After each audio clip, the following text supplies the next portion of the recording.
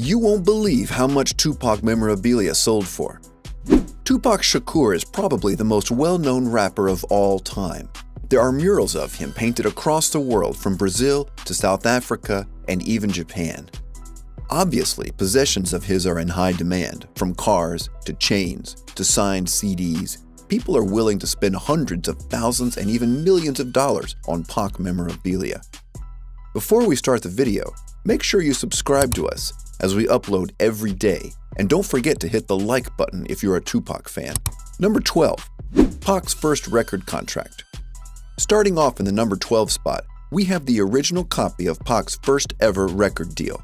In 1991, a young 20-year-old Tupac signed a deal with TNT Records. The deal wasn't very advantageous for Pac, with him only keeping half of his earnings from the music he released through the label.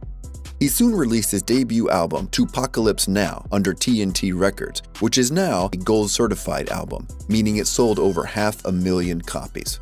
The contract, which features his signature 3 times, ended up being sold for $8,000 in 2017 at an auction. Number 11. Pac's Dolce & Gabbana jacket. He frequently wore this made-in-Italy, knit-wool, loose-fitting Dolce & Gabbana jacket. Dolce is a luxury designer brand, so the piece was already expensive when he first bought it in the 90s. Along with the jacket is a letter of provenance written by one of Pac's friends, which is a type of document that increases the value of a collectible by providing proof of its authenticity. Bids for this piece started at $6,000, with the winning bid eventually being accepted for $8,000. Number 10. Death Row chain. Was a little disappointed in the Lakers tonight? No, not at all. They played their best. It was a good game. Yeah? Happy How you Magic's doing? back? Yeah, very happy, very happy. Great. This all-gold 14-karat medallion has a lot of significance behind it, as not only was it a chain that Pac wore in his All Eyes on Me cover, it also just represents Death Row Records, which is probably the most notorious hip-hop record label of all time. The Game made an entire song about how, as a kid growing up in LA wanting to be a rapper, there was nothing he wanted more than a Death Row chain. Other prominent California hip-hop legends such as Snoop Dogg, Nate Dogg, and Suge Knight all had their own Death Row chains as well, which only adds to the amount a superfan would pay for an original one. The chain itself was estimated to be worth around $7,000, but it fetched over $15,000 at an auction. Number 9. License plates. Tupac had a lot of cars, but his favorite one was the 1995 Rolls-Royce Corniche 4. He was always driving it around and showing it off, so you would expect him to own it, right? Well, as it turns out, the car was actually in Suge Knight's name, aka he didn't really own it. Because of this, Pac's mother, Afeni, wasn't able to get ownership of it after he passed away, and it remained Suge Knight's, that is, until he got into financial trouble, went bankrupt, and sold the car off to the highest bidder, who happened to be memorabilia dealer Gary Zimmett. Gary sold the license plates and title separately from the vehicle, and they fetched $15,000. Number 8. Prison ID. When it comes to Shakur's life story, his stints in prison play a significant part. He wrote a lot of his songs in prison, and did one of his most famous interviews in New York's maximum security Clinton Correctional Facility. Pac's plastic laminated prison ID card ended up in the hands of auctioneers. The card has Pac's mugshot plainly displayed on the left, with his height, weight, and birthday detailed on the other side. And it's got a grungy look to it that just radiates maximum security prison vibes. It sold for between $15,000 and $20,000. Number 7. Notebooks. Nowadays, most rappers don't write their lyrics, choosing to just freestyle their songs off the top of their head in the booth. But in the 90s, almost every rapper wrote their lyrics. As far as rap and hip-hop memorabilia goes, old rhyme books are usually very sought after. 3 of Pac's handwritten notebooks were unearthed in 2016, along with a CD that contained unreleased music. The guy who sold these at auction found them through a Craigslist ad for baseball cards. Miraculously, the guy selling the baseball cards also had some of Tupac's stuff, and his dad had apparently worked with the rapper for years. The notebooks contained Pac's own handwriting, with him discussing ideas for the Point the Finger music video, which sadly never came out.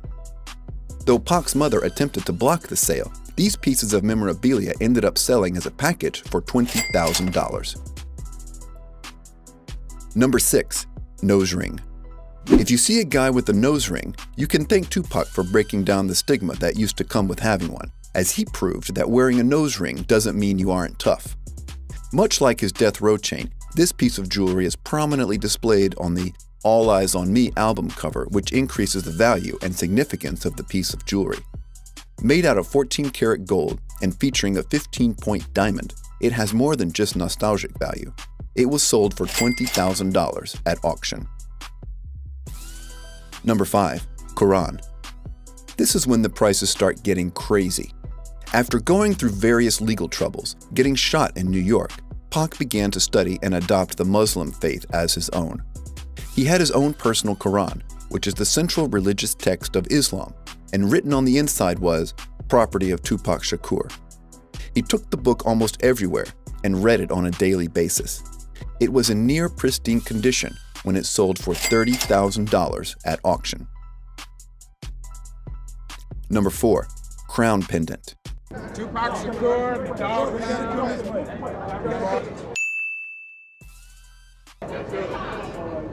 This is probably the second most unbelievable piece of Tupac memorabilia ever. It's his gold and diamond crown medallion with a dent on the bottom, believed to have been caused by a bullet striking it, likely in the shooting that ended his life. Apparently, a member of his family was in possession of this piece of jewelry, and to the disapproval of Pac's own mother, this unnamed family member sold it to memorabilia dealers who later put the pendant up for sale at auction. Pac's estate threatened to sue the person selling the pendant, and also anyone who actually attempted to purchase it. It seems that nothing came of the lawsuit Pac's estate threatened, and the piece was listed with a starting bid of $37,500, with it selling for a higher, undisclosed amount. Number 3. Thug Life is Dead letter. In May 1995, an incarcerated Tupac penned a letter titled, "Is Thug Life Dead?" To try to summarize it, the handwritten essay talks about how Pac believed the thug life lifestyle he had once glamorized was dead, and that his people are powerful enough to level up. It was him realizing that his transgressions as a young man were not worth it, and that his new mission was to uplift his community by teaching the youth not to make the same mistakes he did. A regular player plays women. A boss player plays life. A boss player is a thinker, a leader, a builder, a moneymaker, a soldier, a teacher, and most of all, a man, he wrote. It was initially listed for sale by memorabilia website Moments in Time for a firm price of $225,000. With no one biting at that price, they took a lower bid of $169,200 for the emotional letter. Number 2. Hummer H1. Just a month before his tragic passing, Tupac purchased a fully loaded 1996 Hummer H1. He personally customized the off-road vehicle. It's equipped with a 6.5-liter turbo diesel V8 engine, off-road lights, and a 360-degree spotlight. The interior is outfitted with burl wood with beige leather upholstery, a 12-disc Clarion sound system, and a Sony GPS system. For a while, the vehicle just couldn't seem to find an owner. While it was originally Tupac's, it sat in storage for years. Then in 2003, it somehow ended up being given away as a prize in a 2003 BET raffle. And in 2016, it was reported that it had been resold for $337,000, but the buyer flaked out. Following that, the vehicle was relisted at auction for a less expensive price point of $206,000, and it finally was purchased by an unnamed individual who's been enjoying it to this day. Number 1. BMW. At the number 1 spot, we have the bullet-ridden 1996 BMW 7 Series that Shakur was shot in during a drive-by in Las Vegas, which resulted in his untimely passing several days later. Originally being impounded by the Las Vegas Police Department, this vehicle changed hands many times, with it ending up in the hands of car dealership Celebrity Cars. They obtained the 750 IL in late 2017 for an undisclosed price after its longtime owner fully restored it and put it on the market. And when I say fully restored, under the hood it practically looks brand new. You probably wouldn't guess it has 120,000 miles on it, although the indentations from bullet holes are still visible inside the door panels. It was shortly listed for sale online and put on display at the Celebrity Cars Las Vegas storefront for a hefty sum of $1.5 million. Apparently, multiple hip-hop artists, car collectors, and a high-profile European athlete all inquired on possibly purchasing the vehicle, and it even caught the attention of the Pawn Stars crew. The dealership received a $900,000 bid, which they declined, and as of today, they still haven't sold it. Maybe they should have accepted that offer.